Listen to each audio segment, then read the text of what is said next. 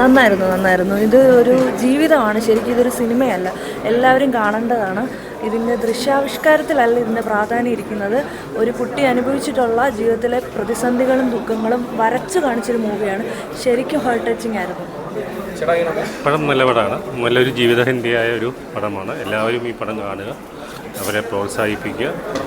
വളരെ ടച്ചിങ് ആയിരുന്നു, ഭയങ്കര റിയൽ ലൈഫ് സിറ്റുവേഷൻ ഗംഭീരമായിരുന്നു. നല്ല പെർഫോമൻസാണ്, നന്നായിട്ടുണ്ട്.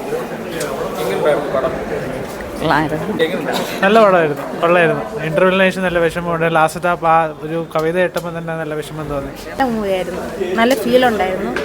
നല്ല മൂവിയായിരുന്നു, കുടുംബത്തോടുകൂടെ കാണാൻ പറ്റിയ ഹൃദയം തൊട്ടൊരു സിനിമയാണ്.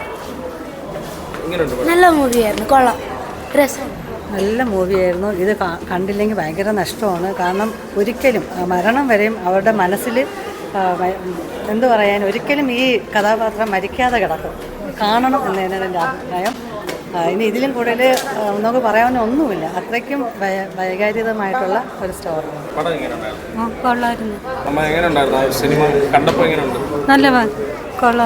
നല്ല സിനിമ.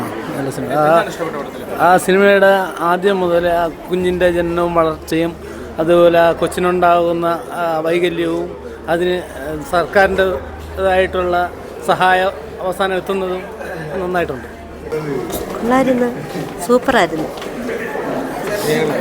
ഒരു ജീവിത നൊമ്പരം എന്ന് പറയുന്ന ഈ ഒരു ഫിലിം ഒരു യഥാർത്ഥ ജീവിതത്തിൻ്റെ ഒരു നേർക്കാഴ്ചയാണ്. എല്ലാവർക്കും ഒരു പ്രചോദനമാവട്ടെ, നല്ലൊരു മെസ്സേജ് നൽകുന്നു. കുഴപ്പമില്ല, വളരെ നന്നായിരിക്കുന്നു.